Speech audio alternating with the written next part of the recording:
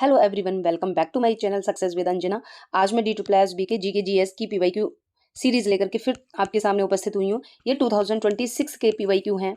जो 2026 में जितने भी एग्जाम्स हुए हों उनके जीके जीएस के पीवाईक्यू लेकर के आ रही हूँ कंटिन्यू।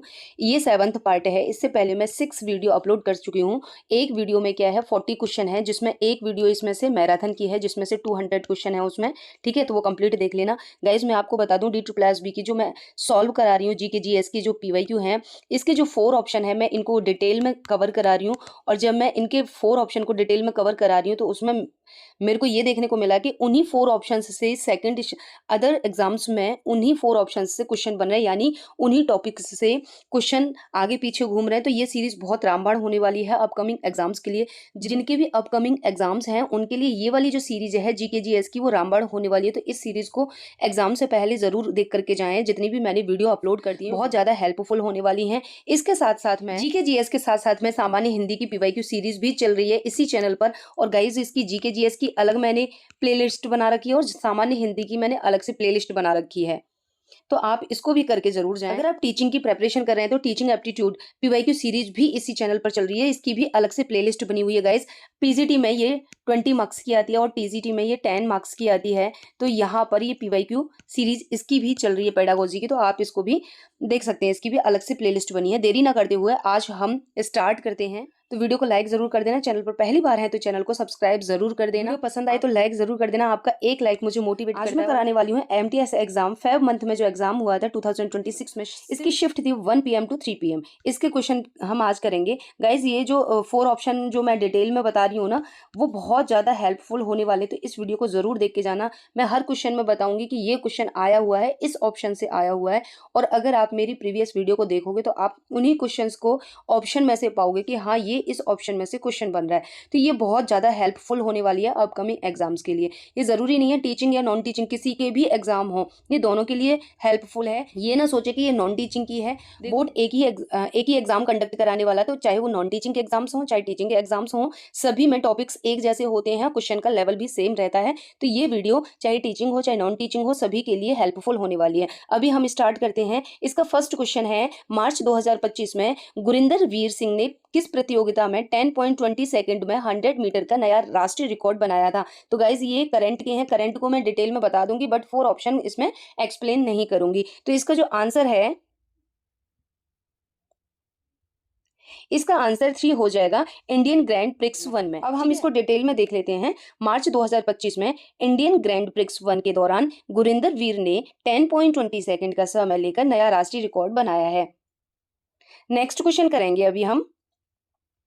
बोथ लैंग्वेज में है, तो ये चाहे इंग्लिश का स्टूडेंट हो चाहे हिंदी का स्टूडेंट हो, जैसे आपको कंफर्टेबल लगे आप उस तरीके से रीड करके आप इसको कर सकते हो। ठीक है। भारत के राष्ट्रीय सर्वेक्षण 2024 एंड 25 के अकॉर्डिंग भारत में गन्ने का सबसे बड़ा उत्पादक राज्य कौन सा है। भारत में जो गन्ने का सबसे बड़ा उत्पादक राज्य बना है 2024 और 25 में, वो उत्तर प्रदेश है। इसका सी ऑप्शन करेक्ट हो जाएगा। ठीक है। बिहार क्या है, गन्ना उत्पादक राज्यों में है बट ये सबसे बड़ा उत्पादक नहीं है। तेलंगाना है जो, ये काफी कम है उत्तर प्रदेश से गन्ने को उत्पादित करता है। एंड तमिलनाडु है जो, ये फर्स्ट स्थान पर नहीं आता है। तो यहाँ करेक्ट ऑप्शन हो जाएगा Uttar Pradesh, C option. Third question है, जून 2025 में गुजरात के विसावदर विधानसभा उपचुनाव में आम आदमी पार्टी के किस उम्मीदवार ने जीत हासिल की है। तो गाइस ये करंट अफेयर्स के, देखो ये थर्ड क्वेश्चन आ गया। ठीक है। करंट अफेयर्स लास्ट 1 ईयर की करके जानी है। ठीक है।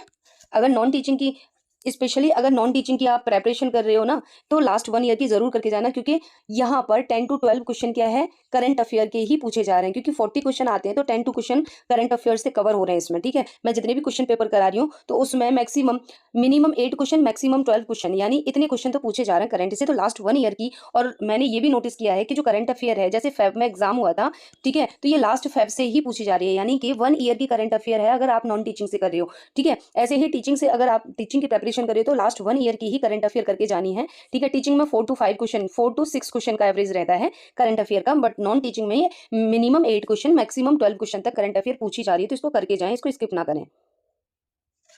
इसका जो थर्ड वाले का करेक्ट आंसर हो जाएगा 3, गोपाल इटालिया। नेक्स्ट क्वेश्चन है, कन्नड़ को किस वर्ष शास्त्रीय भाषा घोषित किया गया था। गाइज ये जो क्लासिकल लैंग्वेज है ना, ये बहुत इंपॉर्टेंट है गाइस। अगर आपको क्लासिकल लैंग्वेज की एक सेपरेट वीडियो चाहिए तो मैं सेपरेट वीडियो बना दूंगी, इसके ऊपर सारी क्लासिकल लैंग्वेज को कवर करा दूंगी, कौन सी क्लासिकल लैंग्वेज कब डिक्लेयर हुई थी, ठीक है, और इसमें कौन कौन से इंपॉर्टेंट पॉइंट होते हैं जो कि शास्त्रीय लैंग्वेज में रखा जाता है इसको, तो इससे रिलेटेड मैं पूरा और विद ट्रिक के ले आऊंगी। अगर आप कमेंट में बता देना अगर आपको चाहिए, तो मैं इसकी एक सेपरेट वीडियो बना दूंगी, क्योंकि क्लासिकल लैंग्वेज से क्वेश्चन बन रहे हैं, ठीक है।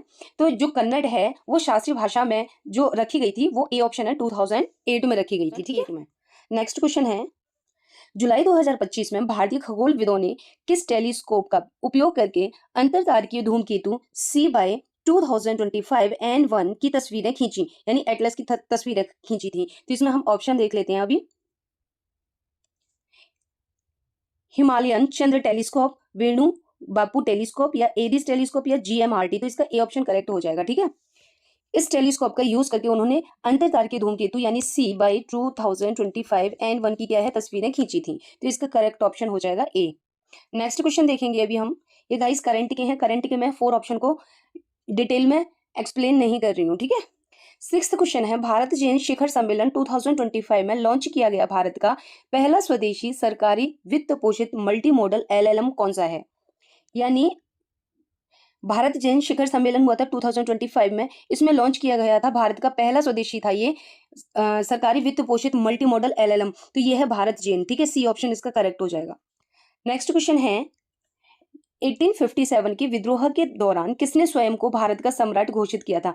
गाइस ये जो 1857 का रिवॉल्ट है, ये इससे बहुत ज्यादा क्वेश्चन पूछे जा रहे हैं हर शिफ्ट में, हर एग्जाम में। इस वाले टॉपिक को जरूर करके जाएं, 1857 को कंप्लीट करके जाएं। ये जो NCERT की बुक्स है उसमें जो 1857 रिवॉल्ट दिया हुआ है उसमें से करना, क्योंकि ये डीप में भी पूछ रहा है, ठीक है। जैसे लूसेंट की बुक है तो उसमें क्या मेन पॉइंट दे रखे हैं, बट ये डीप में भी कुछ क्वेश्चंस ऐसे दिए हैं इसने जो कि लूसेंट में नहीं मिलेंगे, आपको NCERT की बुक्स में ही मिलेंगे। तो ये वाला टॉपिक है जो NCERT की बुक से आप कवर करके जा सकते हैं। तो 1857 की रिवॉल्ट के दौरान भारत का सम्राट अपने आप को किसने घोषित किया था, वो थे बहादुर शाह जफर, ठीक है। 1857 का जब विद्रोह हो रहा था तो विद्रोहियों ने क्या किया था, बहादुर शाह दिल्ली में आकर के बहादुर शाह जफर से बोला कि आपको सम्राट बनना पड़ेगा। यानी जब हम कोई विद्रोह करते तो उसका कोई ना कोई तो नेता होना चाहिए। तो उस टाइम पर बहादुर शाह जफर थे जो दिल्ली में शासन कर रहे थे, मुगल शासक थे ये। तो उनको क्या है, विद्रोहियों ने क्या कर दिया था, भारत का सम्राट घोषित कर दिया था, ठीक है। यहाँ गाइस देखो डिटेल में दे रखा है, 1857 के विद्रोह के दौरान विद्रोहियों ने बहादुर शाह जफर को भारत का सम्राट घोषित किया था। तांत्या टोपे कौन थे, सैन्य नेता थे, ठीक है, लेकिन सम्राट नहीं थे। ओके, कुंवर सिंह बिहार के क्रांतिकारी नेता थे। ये जो जब 1857 का विद्रोह हो रहा था, कुंवर सिंह कहाँ से डील कर रहे थे, बिहार से, ठीक है। नाना साहब कानपुर से थे, कानपुर के नेता थे, ठीक है। जनवरी 2025 में जनरल डॉक्टर VK सिंह ने किस भारतीय राज्य में राज्यपाल का पदभार ग्रहण किया था। इसका फर्स्ट ऑप्शन करेक्ट हो जाएगा, मिजोरम। जनवरी 2025 में क्या हुआ था, जनरल VK सिंह ने क्या है राज्यपाल का यानी कि गवर्नर का पद संभाला था, वो राज्य था मिजोरम। 9th क्वेश्चन है, भारत के किस क्षेत्र में घासीदास द्वारा कठोर हिंदू जाति व्यवस्था को चुनौती देने के लिए सतनामी आंदोलन की स्थापना की गई थी। तो फर्स्ट में तो देखो यहाँ पर ये क्वेश्चन इस तरीके से भी आ सकता है कि सतनामी आंदोलन की स्थापना किसने की थी, ठीक है। तो ये भी आप, ये इंपॉर्टेंट पॉइंट है, सतनामी आंदोलन यानी सतनामी मूवमेंट है वो इसका जो एस्टेब्लिश किया था वो किसने किया था, तो वो थे घासीदास, ठीक है, घासीदास ने किया था।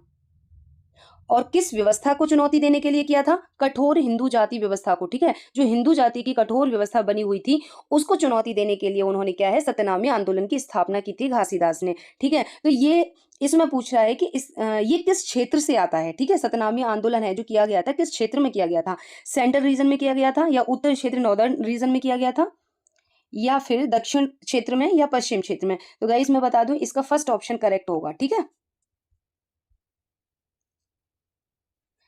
ये सत्यनामी आंदोलन है ना, छत्तीसगढ़ में चलाया गया था, ठीक है, छत्तीसगढ़ में। तो फिर छत्तीसगढ़ कहाँ आता है, ये सेंट्रल रीजन है हमारी इंडिया का, यानी केंद्रीय क्षेत्र है। तो इसका फर्स्ट ऑप्शन करेक्ट हो जाएगा, मध्य भारत कह लो या केंद्रीय क्षेत्र कह लो। 10th क्वेश्चन है, प्रत्येक वर्ष मानव विकास रिपोर्ट यानी HRD ह्यूमन डेवलपमेंट रिपोर्ट जारी करने के लिए कौन सा अंतरराष्ट्रीय संगठन जिम्मेदार है। यहाँ पर अंतरराष्ट्रीय यानी इंटरनेशनल ऑर्गेनाइजेशन पूछा है कि जो HDR की रिपोर्ट जारी करता है वो कौन सा इंटरनेशनल ऑर्गेनाइजेशन है। तो इसका ए ऑप्शन करेक्ट हो जाएगा, UNDP, ठीक है। गाइज ये क्वेश्चन इस तरीके से आ गया है और प्रीवियस वीडियो में मैंने बताया था, तो उसमें ये ऑर्गेनाइजेशन का नाम दे रखा था और ऑप्शन में HDR दे रखा था कि UNDP किसकी रिपोर्ट को जारी करता है, तो यहाँ पर ये ऑप्शन में HDR दे रखा था, तो ऑप्शन में HDR सही था। इसीलिए मैं कहती हूँ 4 ऑप्शन जो मैं करा रही हूँ इन्हीं ऑप्शन से ही क्वेश्चन बन रहे हैं घुमा फिरा के। UNDP है जो HDR रिपोर्ट को जारी करती है एंड WHO क्या है, हेल्थ से रिलेटेड है, ठीक है, हेल्थ से संबंधित वैश्विक कार्यों की जिम्मेदार है ये। एंड वर्ल्ड बैंक क्या है, वर्ल्ड बैंक जो है ये आर्थिक जो इकोनॉमिक्स डेवलपमेंट हो गया उससे रिलेटेड ये रिपोर्ट को जारी करती है। IMF क्या है, वैश्विक मौद्रिक है ये, ठीक है, वित्तीय स्थिरता का कार्य करता है IMF। नेक्स्ट क्वेश्चन है 11, जनवरी 2025 से प्रभावी भारत सरकार द्वारा मुख्य आर्थिक सलाहकार यानी चीफ इकोनॉमिक एडवाइजर के रूप में किसे नियुक्त किया गया। जनवरी 2025 की बात कही गई है इसमें कि हमारी इंडिया का चीफ इकोनॉमिक एडवाइजर को किसको नियुक्त किया गया था, तो इसका बी ऑप्शन करेक्ट हो जाएगा, डॉक्टर वी अनंत नागेश्वरन, इनको नियुक्त किया गया था। 12th क्वेश्चन है 7 सितंबर 2025 को बिहार में आयोजित एशिया कप में भारतीय पुरुष हॉकी टीम ने किस टीम को हराकर खिताब जीता। यहाँ पर ये गेम से रिलेटेड भी कम से कम 2 to 4 क्वेश्चन बन रहे हैं, तो इसको जरूर करके जाएं। ट्रॉफी से रिलेटेड या किसी खेल का आयोजन कहाँ पर हुआ था इससे रिलेटेड, तो ये गेम्स के ऊपर सारे इस गेम्स वाले टॉपिक को जरूर कवर करके जाएं। 2 to 3 क्वेश्चन बनते हैं इसी से, तो इसका हो जाएगा C option correct, Malaysia. Bharat ने मलेशिया को हराकर क्या है एशिया कप 2025 खिताब जीता था, ठीक है। कब हुआ था ये एशिया कप, ये सितंबर 2025 में हुआ था और मलेशिया को इंडिया ने हराया था। नेक्स्ट क्वेश्चन है, वर्ष 2001 में भारत सरकार को केवल खाद्यान्न वितरित करने के बजाय पका हुआ मध्याह्न भोजन देने का निर्देश किस संस्था ने दिया था। बोला है कि 2001 में इंडियन जो गवर्नमेंट है उसको केवल खाद्यान्न वितरित करने के बजाय पका हुआ मध्याह्न भोजन, ठीक है, supreme court of India, Bharat का सर्वोच्च न्यायालय ने ये निर्देश दिए थे गवर्नमेंट ऑफ इंडिया को कि वो क्या है कच्चे जो खाद्यान्न है उसको वितरित ना करके mid day meals cooked mid day meal करे, ठीक है। पहले क्या होता था 2021 से पहले कि क्या है रॉ मटेरियल दिया जाता था, बट उसके बाद में 2001 में क्या है सुप्रीम कोर्ट ऑफ इंडिया ने ये निर्देश दिए इंडियन गवर्नमेंट को कि वो कुक्ड फूड यानी कुक्ड मिड डे मील को लॉन्च करें, ठीक है। नेक्स्ट क्वेश्चन है, आर्थिक सर्वेक्षण 2024-25 के अनुसार प्रथम संशोधित अनुमानों के आधार पर वित्तीय वर्ष 2022-23 के दौरान स्थिर कीमतों पर भारत की प्रति व्यक्ति निवल राष्ट्रीय आय कितनी थी। तो यहाँ पर 14 का हो जाएगा 4 ऑप्शन करेक्ट। गाइस यहाँ पर मैं ऑप्शन लिखना भूल गई हूँ, ठीक है, ABCD, तो इसका डी ऑप्शन करेक्ट हो जाएगा 99,404 रुपीज, ठीक है। यहाँ पर हम डिटेल में देख लेते हैं। आर्थिक सर्वेक्षण 2024-25 के अकॉर्डिंग FY 2022 एंड 23 में स्थिर कीमतों पर प्रति व्यक्ति निवल राष्ट्रीय आय जो 99,404 थी। 15th क्वेश्चन है, जून 1858, यहाँ देखो 1857 रिवोल्ट से ही 57 रिवोल्ट से ही ये क्वेश्चन है, ठीक है, सॉरी, जून 1858 में रानी लक्ष्मीबाई और तात्या टोपे ने मध्य भारत के किस रणनीतिक शहर पर सफलतापूर्वक कब्जा किया था। तो आप सभी को पता है ग्वालियर पर किया था, इसका बी ऑप्शन करेक्ट हो जाएगा, ठीक है। तात्या फैजाबाद क्या था, ये 1857 विद्रोह का क्या है ये प्रमुख केंद्र था, ठीक है। लेकिन यहाँ पर लक्ष्मीबाई और तात्या टोपे ने इसको नहीं कब्जा किया था इसके ऊपर, ठीक है।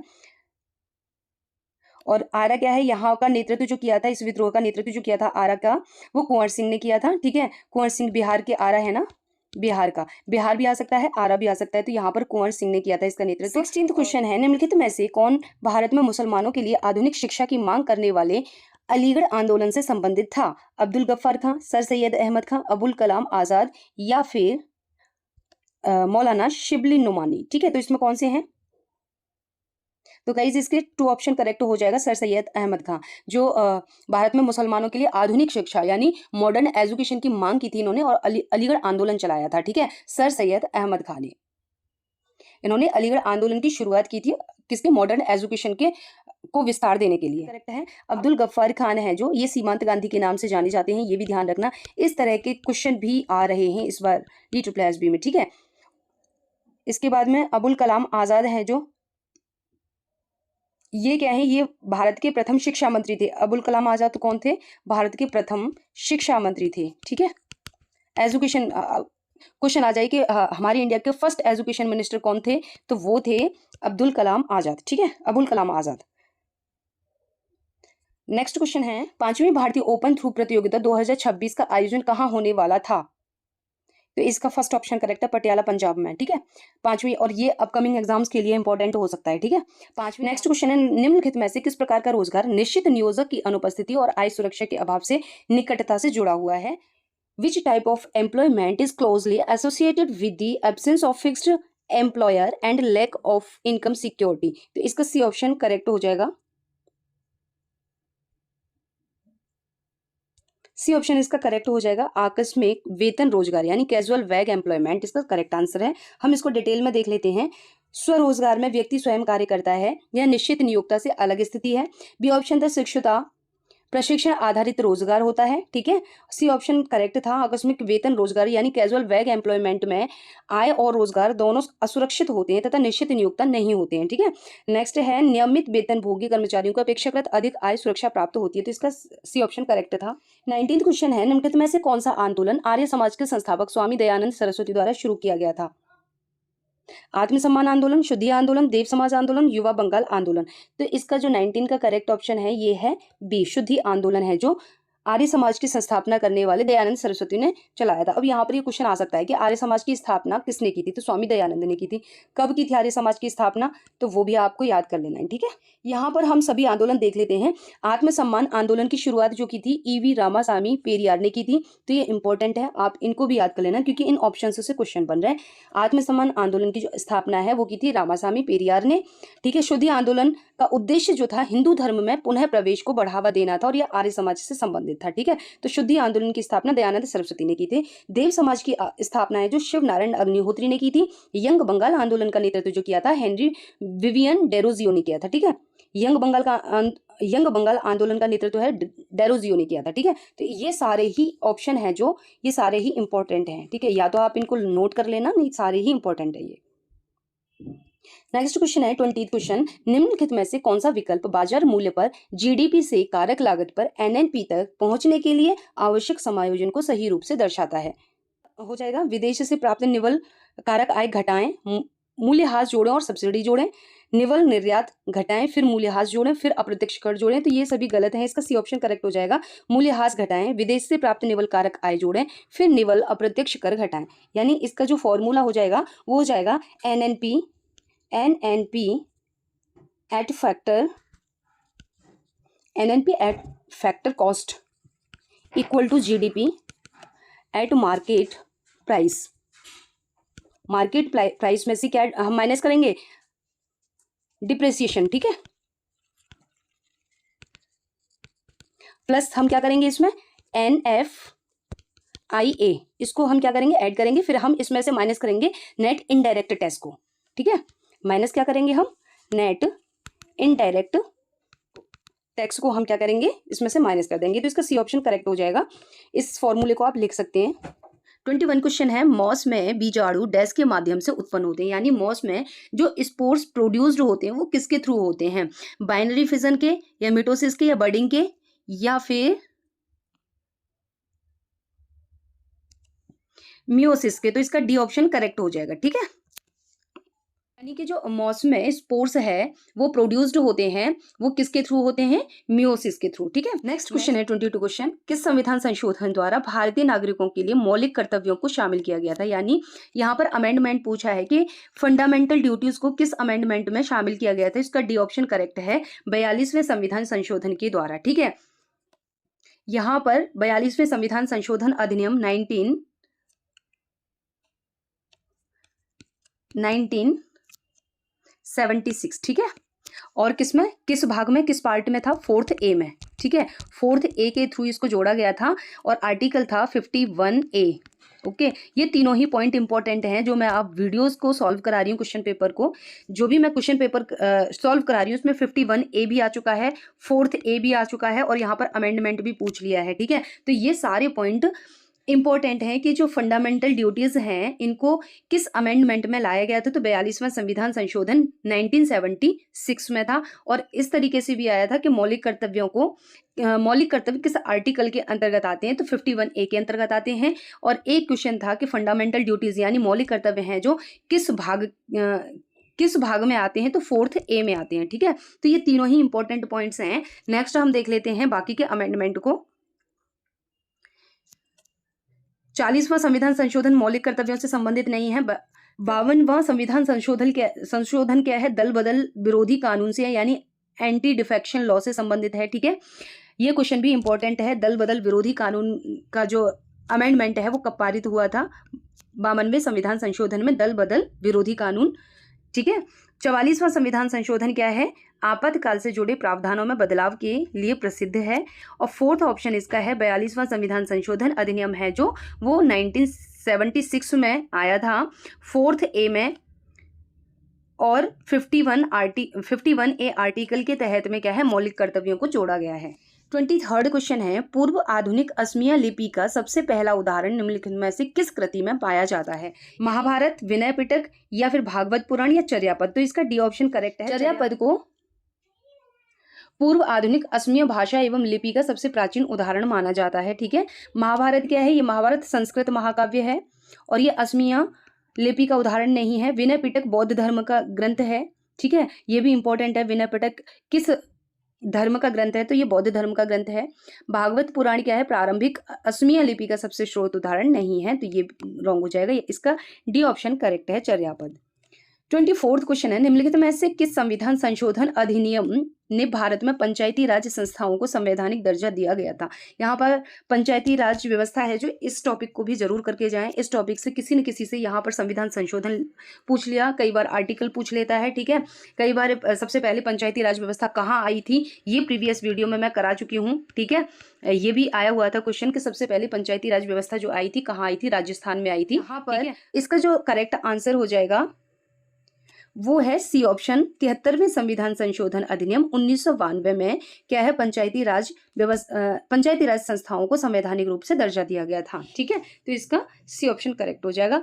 42वां संविधान संशोधन 1976, ये अभी हमने पढ़ाया है कि ये किसे मौलिक कर्तव्य जोड़े गए थे इसमें। ठीक है, 44वां संविधान संशोधन आपातकालीन से रिलेटेड है जो अभी हमने पढ़ा था। ठीक है, इसकी ईयर्स भी ध्यान रख लेना।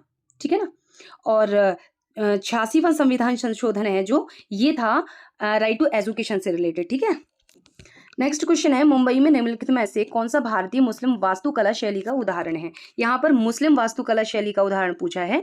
ठीक है, बांद्रा अर्ली सी लिंक, तो देखो ये तो है नहीं, ये क्या है? ये आधुनिक समुद्री पुल है। ठीक है, ये क्या है? एक समुद्री पुल है, बांद्रा वर्ली सी लिंक। इसके बाद में नेक्स्ट है एंटीलिया टावर, तो ये भी नहीं होगा। ये क्या है? एक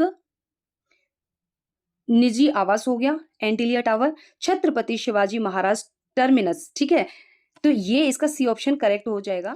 छत्रपति शिवाजी महाराज टर्मिनस इंडो सैनिक वास्तुकला शैली का उत्कृष्ट उदाहरण है जिसमें भारतीय एवं इस्लामी शैली के तत्व शामिल हैं। ठीक है, इसमें भारतीय और इस्लामी शैली दोनों ही मिश्रित हैं। किसमें? छत्रपति शिवाजी महाराज टर्मिनस में। ठीक है, निम्नलिखित में से कौन सा भारत में किसी भाषा को शास्त्रीय भाषा घोषित करने का मानदंड नहीं है? यानी कोई भी भाषा शास्त्रीय भाषा है, वो किस आधार पर है? वो मानदंड इनमें 3 है लेकिन एक नहीं है, वो बताना है आपको। तो इसका बी ऑप्शन करेक्ट हो जाएगा। शास्त्रीय भाषा पूर्ण रूप से विलुप्त होनी चाहिए, तो ऐसा नहीं है कि कोई भी शास्त्रीय भाषा जिसको दर्जा दिया जा रहा है वो पूरी तरह से विलुप्त नहीं होनी चाहिए और आधुनिक शाखाओं द्वारा प्रतिस्थापित होनी चाहिए, तो ये भी गलत है। शास्त्रीय भाषा घोषित करते हैं तो उसके लिए मानदंड क्या होना चाहिए? ज्ञान ग्रंथ, गद्य एवं काव्य साहित्य तथा अभिलेखीय साक्ष्य होना चाहिए। ठीक है, प्राचीन साहित्य का ऐसा निकाय जिसे पीढ़ियों द्वारा विरासत माना जाता हो, ये भी होना चाहिए जब हम शास्त्रीय भाषा घोषित कर रहे हैं किसी को तो। और यहाँ पर प्राचीन ग्रंथों या अभिलेखों का 1500 से 2000 वर्षों का प्राचीन इतिहास। ठीक है, कोई भी भाषा तभी हम शास्त्रीय भाषाओं के अंतर्गत रख सकते हैं जिसमें जो प्रारंभिक ग्रंथ या फिर अभिलेख लिखे गए हों वो भी कितने पुराने? 1500 से 2000 वर्ष पहले तक लिखे हुए हों। ठीक है, तो यहाँ पर ये सारे मानदंड थे ए, सी एंड डी। ठीक है, ये डी ऑप्शन था गाइस, और यहाँ पर जो नहीं होना चाहिए वो बी ऑप्शन है। नेक्स्ट क्वेश्चन है, निम्नलिखित में से किसे भारत में स्थानीय स्वशासन का जनक कहा जाता है? यानी स्थानीय स्वशासन का जनक किसे कहा जाता है? हम ऑप्शन देख लेते हैं। Lord Wavell, Lord Willingdon, Lord Ripon and Lord Canning. तो यहाँ पर इसका सी ऑप्शन करेक्ट हो जाएगा। जो स्थानीय स्वशासन का जनक कहा जाता है लॉर्ड रिपन को कहा जाता है। ठीक है, इसका क्या है? सी ऑप्शन करेक्ट हो जाएगा। लॉर्ड रिपन को भारत में स्थानीय स्वशासन का जनक कहा जाता है। लॉर्ड कैनिंग क्या है? भारत के पहले वाइसराय थे। ठीक है, नेक्स्ट क्वेश्चन है, पेप्सिन के निष्क्रिय प्रो एंजाइम रूप डैश के नाम से भी जाने जाते हैं? तो 28 का हो जाएगा डी ऑप्शन करेक्ट, पेप्सिनोज। ठीक है, पेप्स, यहाँ पर इसकी डिटेल में आप एक्सप्लेनेशन देख सकते हैं। नेक्स्ट क्वेश्चन है 2024 तक की स्थिति के अनुसार प्राक्कलन समिति यानी एस्टिमेट्स कमेटी में केवल लोकसभा से सदस्यों की कुल संख्या कितनी है? किसमें? प्राक्कलन समिति में, यानी लोकसभा के सदस्यों की संख्या बतानी है किसमें? प्राक्कलन समिति में। तो इसका सी ऑप्शन करेक्ट हो जाएगा 30। ठीक है, डिटेल में पढ़ सकते हैं। प्राक्कलन समिति में लोकसभा के 30 सदस्य होते हैं, राज्यसभा का कोई सदस्य इसमें शामिल नहीं होता है। तो इसका सी ऑप्शन करेक्ट हो जाएगा। 30 क्वेश्चन है, दक्कन पठार की काली मृदा डैश की उपज के लिए सर्वोत्तम है? यहाँ पर ब्लैक सॉइल में क्या उगाया जाता है? कॉटन यानी कपास। तो इसका ए ऑप्शन करेक्ट हो जाएगा। ठीक है, बाकी के ऑप्शन की जो रेगुर सॉइल, देखो यहाँ पर ये भी हो जाता है कि रेगुर सॉइल किसको कहा जाता है, या फिर ब्लैक सॉइल को और क्या कहा जाता है? तो रेगुर सॉइल कहा जाता है। ठीक है, नमी को लंबे समय तक बनाए रखती है, इसलिए ये कपास की खेती के लिए सबसे उपयुक्त मानी जाती है। केसर क्या है? ये जेएनडीके के शीतोष्ण क्षेत्र में उगाया जाता है। चाय अम्लीय मिट्टी एवं अधिक वर्षा वाले क्षेत्रों में उगाई जाती है। ठीक है, चावल की खेती है जो जलोढ़ या दोमट मिट्टी में। ठीक है, बौद्ध स्तूप के गोल गुंबद के ऊपर स्थित वर्गाकार रेलिंग का नाम क्या है? गाइज ये वाला है ना, बौद्ध स्तूप वाला। रेलिंग का नाम पूछ लिया है, कहीं पर क्या है? प्रदक्षिणा पथ को पूछ लिया जाता है, कहीं पर द्वार को, प्रवेश द्वार को क्या कहा जाता है? ठीक है, ये वाला है ना बौद्ध स्तूप वाला, आ चुका है पहले क्वेश्चन। इसमें रेलिंग पूछे, उस क्वेश्चन में कुछ और पूछा था। ठीक है, तो जो बौद्ध स्तूप के गोल गुंबद जो होता है उसके ऊपर वर्गाकार की रेलिंग जो होती है उसको क्या कहते हैं? हम हार्मिका कहते हैं। ठीक है, इसका ए ऑप्शन करेक्ट हो जाएगा। मेधी क्या होती है? जो बौद्ध स्तूप है उसकी गोल गुंबद की प्रदक्षिणा पथ होता है, यानी ठीक है, चारों तरफ जो होता है ना हम प्रदक्षिणा करते हैं जो, उसमें क्या है? मेधी बोलते हैं उसको। ठीक है, और जो प्रवेश द्वार होता है जहां से एंट्री गेट होता है तो उसे हम तोरण कहते हैं। ठीक है, अंडा क्या होता है? ये होता है स्तूप का गोल गुंबद होता है और उसके ऊपर स्थित संरचना नहीं होती है। ठीक है, अब हम इसको डिटेल में देख लेते हैं। इसका हर पॉइंट इंपॉर्टेंट है कि हार्मिका क्या होता है? स्तूप का गोल गुंबद के ऊपर बनी एक वर्गाकार रेलिंग होती है। ठीक है, ये क्या है? रेलिंग होती है हार्मिका बौद्ध स्तूप के ऊपर। मेधी स्तूप का प्रदक्षिणा पथ होता है। ठीक है, और तोरण क्या है? ये प्रवेश द्वार होता है। अंडा क्या है? ये उसके ऊपर स्थित संरचना नहीं है, यानी ये वो है सबसे ऊपरी पार्ट होता है अंडा, जो कि गोल गुंबद होता है और उसके ऊपर कोई भी स्थित संरचना नहीं होती है। ठीक है, ये चारों ही पॉइंट इंपॉर्टेंट है। विशाल भारतीय मैदानों का पश्चिमी भाग जो शुष्क और अर्धशुष्क है डैश के नाम से जाना जाता है, यानी ये पूछ रहा है western part of the great Indian plains. ठीक है, ग्रेट इंडियन प्लेन्स किसको कहा जाता है ना? जहां पर ड्राई एंड सेमी एरिड होता है उसे क्या कहते हैं? तो उसे वो है राजस्थान का मैदान। ठीक है, राजस्थान के मैदान में क्या है? ड्राई एंड सेमी एरिड होता है, उसको क्या है? राजस्थान का मैदान कहते हैं। ठीक है, खादर क्या होता है? खादर जलोढ़ मिट्टी होती है। ठीक है, जो बाढ़ वाला क्षेत्र होता है ये क्या है? न्यू सॉइल होती है। ठीक है, और तराई क्या है? तराई हिमालय की नीचे का आर्द्र क्षेत्र होता है। ठीक है, नमी वाला क्षेत्र। भाबर क्या होता है? ये हिमालय के दक्षिण में, जैसे ये हिमालय है इसके साउथ में यहाँ पर क्या होता है? कंकरीली भूमि होती है, उसे भाबर कहते हैं। ठीक है, नेक्स्ट क्वेश्चन है भारतीय संविधान डैश के मौलिक अधिकारों का उल्लेख किया गया है। देखो अभी वहां पर क्या है? मौलिक अधिकार जो थी, फंडामेंटल ड्यूटीज पूछा गया था। फंडामेंटल ड्यूटीज किस अमेंडमेंट में आया है? और यहाँ पर फंडामेंटल राइट्स आ गए, किस पार्ट के अंतर्गत फंडामेंटल राइट्स को रखा गया है? तो यह पार्ट 3 है, इसका डी ऑप्शन करेक्ट है। भाग 3 में क्या है? हमारी मौलिक अधिकार हैं। ठीक है, देखो ये दोनों है ना फंडामेंटल राइट्स और इससे रिलेटेड सारे article and amendment and parts. ठीक है, ऐसे ही फंडामेंटल ड्यूटीज के अमेंडमेंट पार्ट्स एंड आर्टिकल, ये सारा ही, ये दोनों टॉपिक बहुत अच्छे से होना चाहिए, चाहे आपका टीचिंग का एग्जाम है चाहे नॉन टीचिंग का है। ठीक है, तो ये फंडामेंटल राइट्स क्या है? पार्ट 3 में रखे गए हैं। ठीक है, अब हम यहाँ डिटेल में देख लेते हैं। भाग 2 में क्या है? सिटीजनशिप यानी नागरिकता को रखा गया। ये प्रीवियस एग्जाम में आया हुआ है, नागरिकता किस पार्टी के अंतर्गत है? तो 2 में। भाग 1 में क्या है? संघ और उसके राज्य क्षेत्र से संबंधित है। भाग 4 क्या है? राज्य की नीति निर्देशक तत्व हैं। ठीक है, डीपीएसपी किस में है? भाग 4 में। और भाग 4A में क्या है? फंडामेंटल ड्यूटीज हैं। ठीक है, और भाग 3 में क्या है?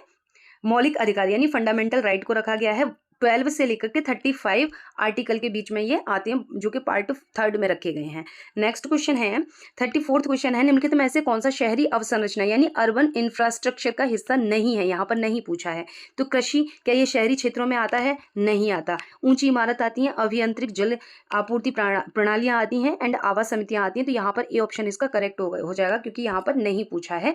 जो अर्बन इंफ्रास्ट्रक्चर में नहीं आता है तो वो कृषि भूमि नहीं आती है। ठीक है, नेक्स्ट क्वेश्चन है, निम्नलिखित में से कौन सा बौद्ध त्योहार भगवान बुद्ध के जन्म, ज्ञान प्राप्ति एंड महापरिनिर्वाण की स्मृति में मनाया जाता है? यहाँ पर 3 ऑप्शन करेक्ट हो जाएगा। बैसाख है, जो बैसाख कहो या वेसाख कहो, वो क्या है, ये एक पर्व मनाया जाता है, ये बौद्ध त्योहार है और भगवान बुद्ध के जन्म और ज्ञान प्राप्ति और महापरिनिर्वाण की स्मृति में इस फेस्टिवल को मनाया जाता है। ठीक है, अब कठिना क्या होता है, अब हम इनके बारे में देख लेते हैं पूरा डिटेल में। क्वेश्चन ऑप्शन से ही भी बन रहे हैं। ठीक है, कठिना क्या होता है, भिक्षुओं को चिवर या वस्त्र अर्पित करने का पर्व होता है। ठीक है, जो भिक्षु होते हैं बौद्ध धर्म में, उनको वस्त्र अर्पित किए जाते हैं, उसका पर्व मनाया जाता है, उसे कठिना कहा जाता है।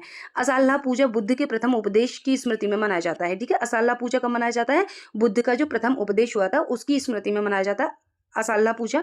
एंड वेसाख जो है ये भगवान बुद्ध के जन्म, ज्ञान प्राप्ति और महापरिनिर्वाण की स्मृति में मनाया जाता है। इस अवसर पर अनेक देशों में लालटेन भी जलाई जाती हैं, तो इसका सी ऑप्शन करेक्ट था। नेक्स्ट क्वेश्चन है, 2011 की जनगणना के अनुसार पंजाब की कुल जनसंख्या में सिखों का प्रतिशत लगभग कितना था? ठीक है, ये क्वेश्चन पहले भी आया हुआ है, सिखों का परसेंटेज पहले भी पूछा हुआ था, ये भी मैं करा चुकी हूँ क्वेश्चन। ठीक है, तो इसका फर्स्ट ऑप्शन करेक्ट हो जाएगा। जो 2011 की सेंसस हुई थी उसमें सिखों का जो परसेंटेज है वो 57.69 है। ठीक है, 37 क्वेश्चन है, मानव परिसंचारी तंत्र में प्लेटलेट्स का क्या कार्य है? प्लेटलेट्स क्या होती है, ब्लड क्लॉटिंग का काम करती है। पोषक तत्वों का अवशोषण क्या होता है, ये डाइजेशन का काम करती है। ठीक है, इम्यून रिस्पॉन्स क्या है, ये WBC करती हैं। ठीक है, ऑक्सीजन का परिवहन कौन करती है, RBC करती है। ठीक है, तो यहाँ पर बी ऑप्शन करेक्ट हो जाएगा। प्लेटलेट्स का जो काम होता है वो ब्लड क्लॉटिंग करना है और जो ब्लीडिंग होती है उसको रोकने का कार्य होता है प्लेटलेट्स का, तो यहाँ पर बी ऑप्शन करेक्ट हो जाएगा। नेक्स्ट क्वेश्चन है, सतपुड़ा पर्वतमाला किन 2 नदियों के बीच स्थित है? तो यहाँ पर डी ऑप्शन करेक्ट हो जाएगा, नर्मदा और ताप्ती नदी के बीच में क्या है, सतपुड़ा पर्वतमाला है। ठीक है, गंगा यमुना क्या है, ये उत्तर भारत मैदान में बहती हैं। ठीक है, ब्रह्मपुत्र और सुबर्णगिरी है जो उत्तर पूर्व भारत की नदियां होती हैं। गोदावरी और कृष्णा है जो ये है जो दक्कन का पठार स्थित है इसके बीच में। ठीक है, गोदावरी और कृष्णा नदी के बीच में क्या है, दक्कन का पठार है और नर्मदा और ताप्ती के बीच में सतपुड़ा पर्वतमाला है। ठीक है, यहाँ पर आप डिटेल में देख सकते हो उसको। यहाँ पर देखो, सतपुड़ा पर्वतमाला नर्मदा और ताप्ती नदियों के बीच स्थित है। नर्मदा इसके उत्तर और ताप्ती इसके दक्षिण में बहती है। ठीक है, और गोदावरी और कृष्णा नदी के बीच में दक्कन का पठार स्थित है। नेक्स्ट क्वेश्चन है, मानव आहार नाल में हाइड्रोक्लोरिक अम्ल HCl एक अम्लीय माध्यम बनाता है जो डैश एंजाइम की क्रिया को सुगम बनाता है। तो इसका ऑप्शन हो जाएगा बी ऑप्शन, पेप्सिन। ठीक है, बी ऑप्शन इसका करेक्ट हो जाएगा। हम इसको डिटेल में देख लेते हैं। रेनिन क्या होता है, शिशुओं में दूध के पाचन से संबंधित एंजाइम है और हाइड्रोक्लोरिक अम्ल जो है आमाशय में अम्लीय माध्यम बनाता है जिससे पेप्सिन सक्रिय होकर प्रोटीन के पाचन में सहायता करता है। नेक्स्ट क्वेश्चन है, किस ग्रह को लाल ग्रह के नाम से जाना जाता है? लाल ग्रह किसे कहा जाता है गाइस? तो यहाँ पर मंगल को कहा जाता है। ठीक है, लाल ग्रह मंगल को कहा जाता है। शुक्र को क्या कहा जाता है, पृथ्वी की बहन। ठीक है, पृथ्वी की जुड़वा बहन शुक्र को कहा जाता है। एंड शनि क्या है, अपने रिंग्स के लिए, शनि में रिंग्स हैं तो इसके लिए प्रसिद्ध है। एंड जुपिटर क्या है, ये सबसे बड़ा ग्रह है हमारे सोलर सिस्टम का। ठीक है, तो यहाँ पर लाल ग्रह जो कहा जाता है मंगल को कहा जाता है।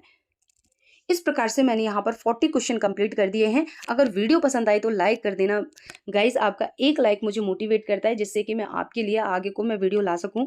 और चैनल पर पहली बार है तो चैनल को सब्सक्राइब जरूर कर देना। इसी तरीके से ये सीरीज चलती रहेंगी, आपकी सपोर्ट की ज़रूरत है। तो अभी मैं वीडियो का एंड करूंगी। वीडियो पसंद आई तो लाइक कर देना, चैनल पर पहली बार है तो चैनल को सब्सक्राइब जरूर कर देना। अभी के लिए इतना ही, फिर मिलूंगी नेक्स्ट वीडियो में। अभी के लिए बाय बाय।